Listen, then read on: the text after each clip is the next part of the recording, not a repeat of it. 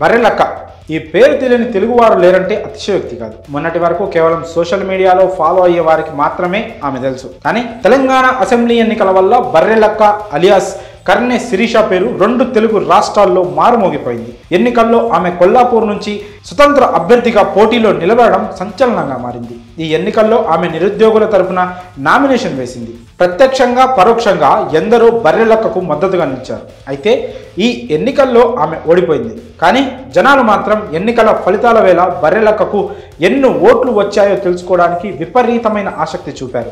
Election commission website నుంచి ఆమె అఫిడవిట్ను సుమారు 1,00,000 మంది డౌన్లోడ్ చేసుకున్నారంటే ఆమె క్రేజ్ ఎలా ఉందో అర్థం చేసుకోవచ్చు. ఇక ఈ ఎన్నికలలో బర్రెలక్కకు 5,754 ఓట్లు మాత్రమే వచ్చాయి. కానీ విపరీతమైన క్రేజ్ సంపాదించుకుంది బర్రెలక్క. ఎన్నికల వేళ పోటీలో నిలిచిన బర్రెలక్కను ప్రశంసించిన నెటిజన్లు తాజాగా ఆమెపై విమర్శలు చేస్తున్నారు. బర్రెలక్క, నువ్వు ఇలాంటి పనులు చేసుకునే బదులు బర్రెలు కాసుకో అని ట్రోల్ చేస్తున్నారు. ఇంతకు ఏం జరిగింది? ఎందుకు ఆమెను విమర్శిస్తున్నారంటే తాజాగా బర్రెలక్క సోషల్ మీడియాలో ఓ వీడియోను షేర్ చేసింది.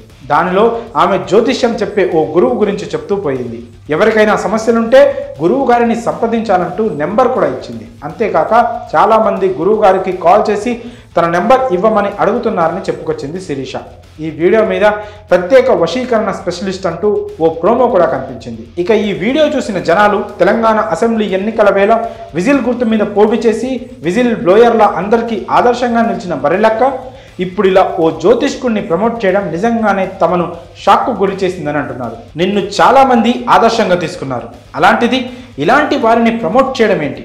మరి నువ్వు ఎన్నికల్లో ఎప్పుడు గెలుస్తావు? నీకు జాబ్ వస్తుందా రాదా అని మీ గురువు గారిని అడుగు. నువ్వు ఇలాంటి పనికి మాలిన పనులు చేయడం కన్నా బర్రెలు కాసుకోవడం మేలు అని ట్రోల్ చేస్తున్నారు. డిగ్రీ చదివిన ఉద్యోగం రాకపోవడం, బర్రెలు కాసుకుంటున్నానంటూ గతంలో శిరీష పోస్ట్ చేసిన సెల్ఫీ వీడియో వైరల్ అయిన విషయం తెలిసిందే. దీంతో అప్పటి ప్రభుత్వం ఆమెపై కేసు కూడా పెట్టింది. అయినా వెనక్కి తగ్గని శిరీష తెలంగాణ అసెంబ్లీ ఎన్నికల్లో కొల్లాపూర్ నుంచి స్వతంత్ర అభ్యర్థిగా పోటీ చేసింది. వేలాది మంది ఆమెకు మద్దతుగా నిలిచారు. అసెంబ్లీ ఎన్నికల్లో ఓడినా శిరీష ఇప్పుడు లోక్సభ ఎన్నికల్లో పోటీకి సిద్ధమవుతుంది. విజయం సాధించే వరకు ఎన్నికల్లో పోటీ చేస్తానని చెప్పుకొచ్చింది.